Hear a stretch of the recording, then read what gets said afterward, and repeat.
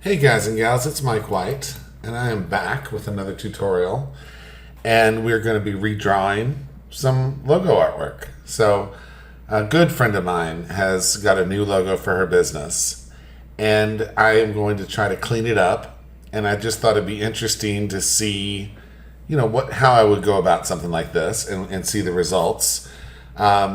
And so it's a really cute logo. She's going to do like a pineapple shape down here, to cut around this. And it says the Knotty pineapple in this very cool hand-drawn font with these hand-drawn leaves up at the top. So I'm just going to show you what I've got here. She sent me over the two layers. She said she drew this in Procreate. And I've got a layer, each layer separated. So what I'm going to do first is open up Inkscape. Surprise, surprise. And we're just going to drag the first part in. This is the one I think that's going to need the most work. So I'm going to start with these leaves. I'm just going to stick that right in there. And I'll size it up a little bit. I'm holding Control. I always forget. It's either Control, I think Control and Shift. Yeah, Control and Shift will keep things proportional. And it's got this white background on it, but it's not going to matter. I'm just kind of making it a little bit larger. All right, so now we're ready to start redrawing this. Okay, so the first thing I'm going to do is, call this my original. So I'm just adjusting my layers here. And if you don't see this panel, you can always go to Layer, Layers, and it'll pull it up. And then I'm going to just go ahead and lock that panel and add a new one. I'm just going to call it Drawing above the current. And we're just going to start drawing. So I have Snapping On. That's over here in the far right. Just pointing that out. And I'm using the, what I call the Spyro magic. I'm using the Spyro spline drawing technique. And what that does is just makes really smooth, pretty curves. And I'm just going to start here at the base of this leaf. And just start drawing, and every time things are kind of going, see how that's going out of the bounds of where I want to be, I'll just put a point. And then we'll put one here, and we'll just end it. I'm looking for the tip of the leaf here, so boom. And then we'll just confirm that, and we don't have to worry if it's exactly like the drawing. I mean, we're redrawing this. So now we're going to go to our path effects, and we're going to make a nice tapered stroke here. So let's add the taper stroke effect. And I think we want like a 4 start offset. Let's see, let's do like 1.2. So 1.4 maybe. And then end offset, let's do 0.2.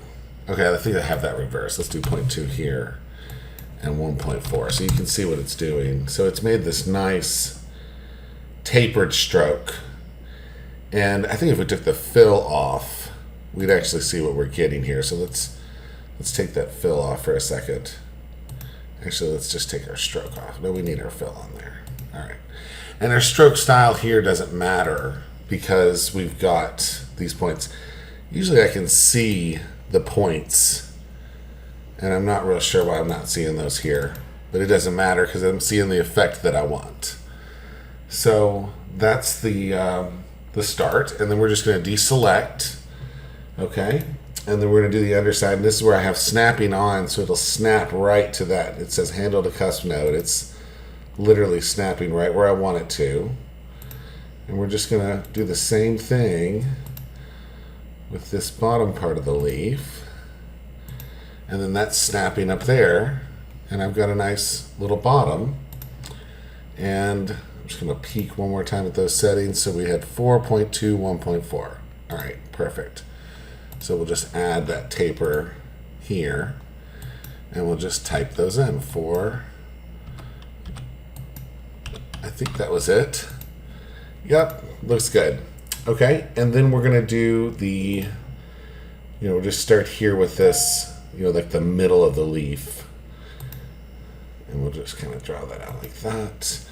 We want to point this right at the end, right at the tip that's curling for this to look nice. So I'm just imagining that going out. have no idea why I made that circle. Must have hit the wrong key. Alright, so we'll just come out. Kind of going with that top curve, and then we're pointing right to the edge here. So that's that. Alright, so with this one, I think we want a little bit different effect. So we're just going to put that same taper on it, but I think we'll change this around. In fact, we'll just leave the default settings and increase the width, and I think we'll get something close to what we want. We don't want this quite as thick. Probably going to have to play with this. I can't help myself. So let's just make this even. So that does the tip. We want that tip a little bit smaller. Yeah, I think that looks good. Yeah, and so that's, you know, how I would go about redrawing these leaves. And obviously there's a bunch more to do. And I'm just going to pause and go through and do all these leaves. And I just thought it'd be fun to show off, you know, how you would tackle something like this. And I'll show you the end result after I'm done. Be right back. Okay, so now we've got this bottom leaf done. And I'm going to just show you how to tie in, you know, the next leaf here. You just don't need to do the back half of this leaf. So just start it right here and let it go. Boom. And that's going to look just fine. So these leaves that are dying into others, you know, I'm leaving the start offset at 0. So it just looks like it maintains that full width on back behind whatever the object is that's in front of it. And to start these paths, I'm just literally going, you know, right in the middle of the stroke of the other leaf. And there we go. Okay, so moving up, you know, picking which one to draw first is really important. And I think it's kind of obvious, but I just thought I'd point it out that I'm going to do this one next. I'm also making this one a little bit thicker. I just think and giving it a little more taper, just to give it a little more, you know, make it a little more accentuated than the other ones. So just how we went a little heavier on our hero leaf there in the middle, we're just going to go a little lighter. I mean, just a subtle amount. I was making 4s. I did that one 5.5, and we'll go 3.5 on these kind of, you know, background leaves up here at the top. Just kind of make it look a little bit smaller. That small amount will make a difference.